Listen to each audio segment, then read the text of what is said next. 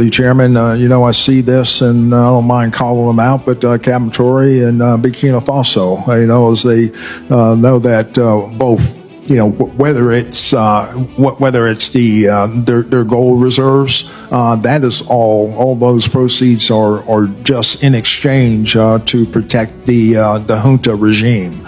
There's a number of examples across. Even in Sudan, what's going on with the rapid support forces and Burhan of the Sudan forces, when you get down to it, is all about the revenue that can be drawn out of that, and there are nefarious actors in the CCP and sometimes Russia are complicit in those activities. Our country has long been in a very complicated system. Most of you who are young like me, we were born into this system. But that's not what can allow Burkina to thrive. Because in this situation, there are only two cases. Either we accept to fight, or we remain slaves forever. I told you once, there are those who are slaves in their minds. They can only serve their master. And those people try every time to manipulate you. You must advise each other. Because every situation can be exploited by these enemies of the nation to try to discourage you, to demotivate you. So, you must advise each other and not pay attention to certain remarks, even on some media. Not everyone is obliged to be patriotic. You are the first patriots. You have decided to defend the homeland. There is nothing better than that. Those who want to support you, let them support you. Those who want to discourage you through writings, you must close your ears and move forward. As for those, we will fight them here.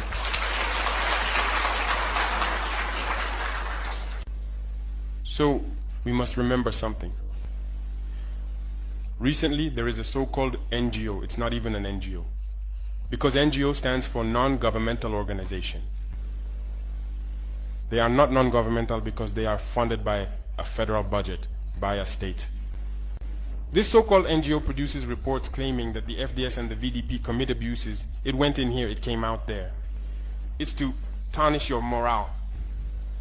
It's to scare you, to prevent you from being able to fight. No.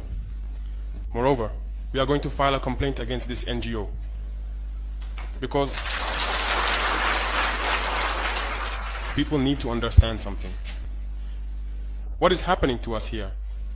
It's true that they have manipulated part of our populations in the Sahel here, but they didn't have that kind of weaponry. What brought such significant weaponry into their ranks? It's Libya. Who destroyed Libya? It's this NGO, the same NGO that made false reports and gave them to those who wanted to create a rebellion, so that people would intervene and overthrow Gaddafi. And the powder keg ended up being poured into the Sahel. These millions of lives that have been taken in the Sahel, we must file a complaint against this NGO because it is responsible for these false reports it made to support this thesis of attacking Libya. They have no moral lessons to give us. Look at the world. Let them go defend human rights all over the world first before coming here. We are fortunate to have similar situations. In this world, you voluntarily committed yourselves. There are countries where people are forcibly taken, killed. You leave or you die. Others, even while trying to flee, end up dying. They don't talk about human rights because these people see us as subhumans. They see us as slaves.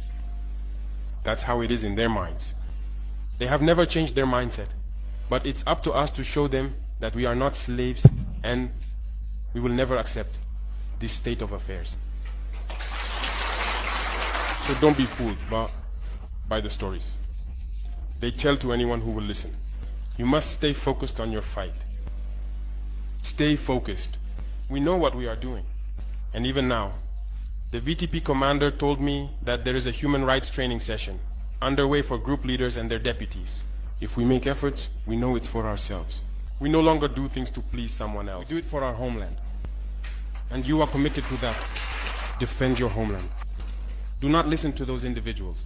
They should not affect your morale.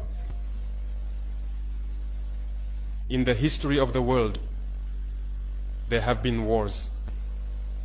And during the Second World War, people organized themselves to defend all over the place.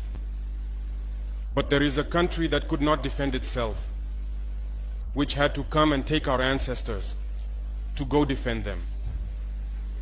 And today that same country wants to give us lessons.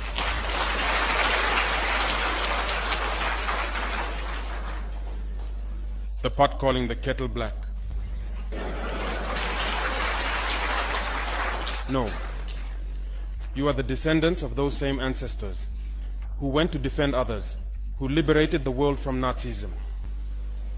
Today you are fighting for your lands. These same individuals dare to create terms to tarnish you. We oppose this. We will never agree. Continue to defend your lands. It is your wealth that interests these people.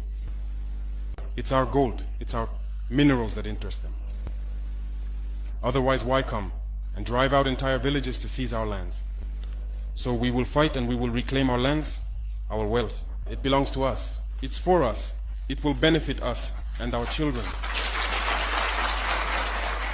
I therefore encourage you to remember that this war is to free us from slavery. It's for our independence. And you must keep your spirits high, stay strong.